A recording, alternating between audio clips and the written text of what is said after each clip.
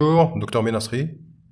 Nous décryptons ensemble le monitorage neuromusculaire, pierre angulaire de la sécurité péropératoire. On a ici général. On va voir l'incise général, le fonctionnement, les phases d'utilisation, les paramètres de stimulation, le mode de stimulation, les sites de stimulation et l'évaluation de la réponse, ainsi que l'utilisation pratique.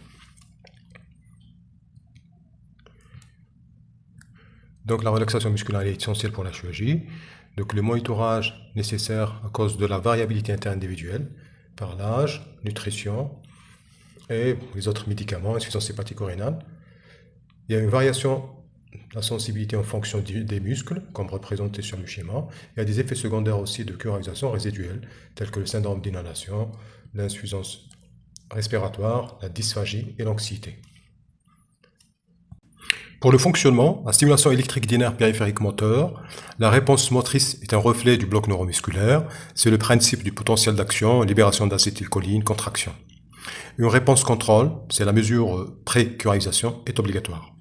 Les phases d'utilisation, en induction, suivie d'une installation du bloc pour les curats non dépolarisants, récupération pour les dépolarisants, intubation avec un TOF à 0 au muscle sourcilier, en péropératoire, adapter la relaxation aux besoins chirurgicaux, une curarisation profonde, par exemple, réinjecter des deuxième ou troisième réponses au TOF. Au réveil, évalue le bloc résiduel, T4 sur T1 supérieur à 0,9 ou tétanos soutenu. L'antagonisation, telle que l'algorithme SFAR, donc antagoniser donc les doses en fonction du niveau du bloc. Paramètres de stimulation. Donc il y a une fréquence de stimulation qui est de 0,1 Hz à 100 Hz. 0,1 Hz c'est le simple twitch, donc ça correspond à une stimulation toutes les 10 secondes, à 100 Hz qui sont 100 stimulations par seconde. L'intensité. Donc le seuil est important, il faut qu'il y ait un seuil supramaximal. En pratique, cela correspond à un seuil entre 60 à 70 mA, ce qui garantit une reproductibilité de l'examen.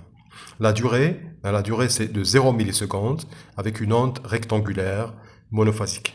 Donc ce qui permet d'éviter un double potentiel d'action et de cibler les fibres nerveuses motrices. Mode de stimulation, on a les 3 T, twitch, tétanos et TOF, avec le post-tétanicante, PTC et DBS. Le twitch simple, 0,1 Hz ou 1 Hz, suivi de l'installation du bloc, mais il est peu corrélé à la profondeur de la curarisation. Le TOF, train of 4, c'est 4 stimuli en 2 secondes, soit une intensité de 2 Hz, donc, soit une fréquence de 2 Hz. Donc T4 sur T1 indique la profondeur du bloc.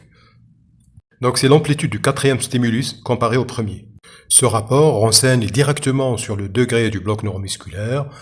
3 sur 4, c'est 75% des récepteurs bloqués. 2 sur 4, c'est environ 80% des récepteurs bloqués. Et 1 sur 4, c'est aux alentours de 90% des récepteurs bloqués. Et 0, c'est un bloc profond. Il est important d'attendre entre 12 et 20 secondes entre deux tests pour éviter l'épuisement neuromusculaire. Pour le tétanos, une stimulation rapide et continue, 50 à 100 Hz, pendant 5 secondes. Une contraction soutenue avec un T4 sur T1 supérieur à 0,9. Donc la contraction soutenue indique une récupération suffisante. C'est l'équivalent d'un T4 sur T1 supérieur à 0,9. Stimulation donc douloureuse à éviter chez un patient réveillé. Elle peut aussi provoquer une facilitation post-tétanique, c'est-à-dire une contraction musculaire avec augmentation des réponses temporaires jusqu'à 2 minutes.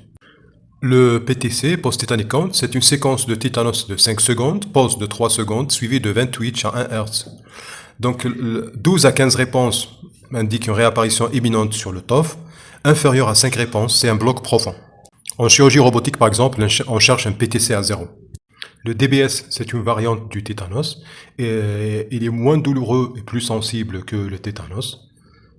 Donc il y a deux modes de stimulation, 3-2 et 3-3. Donc stimulation de 50 Hz, pause de 750 millisecondes, puis de stimulation. Donc il est utile pour détecter une curarisation résiduelle quand le TOF semble complet. Donc les principaux sites de stimulation, on a le nerf ulnaire, donc au niveau au poignet, qui stimule le muscle adducteur du pouce. Donc un T4 sur T1 supérieur à 90% signifie une récupération diaphragmatique et des cordes vocales. Le deuxième, c'est le nerf facial qui permet de tester la contraction de l'orbiculaire de l'œil. Sensibilité proche du muscle laryngé, il est utile pour évaluer les blocs profonds. Il est d'ailleurs le site recommandé si on veut monitorer la curarisation en phase d'induction.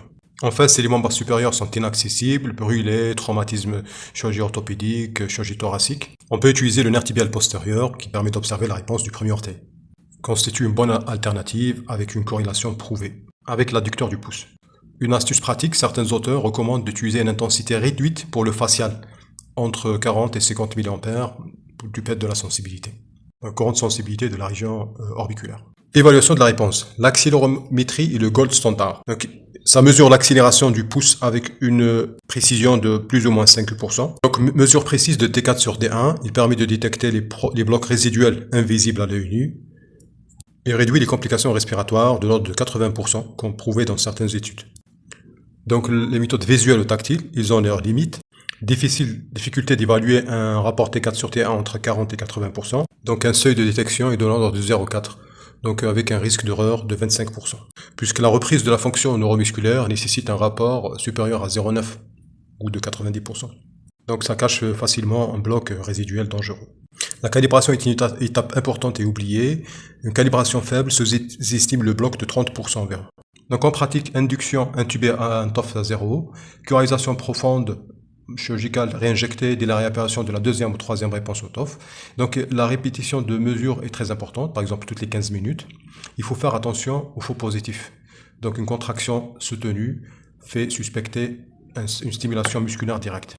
Enfin, la capacité du patient à lever la tête pendant 5 secondes reste un test simple, mais fiable, fortement corrélé à une récupération neuromusculaire avec un T4-T1 supérieur ou égal à 0,9. Je vous remercie.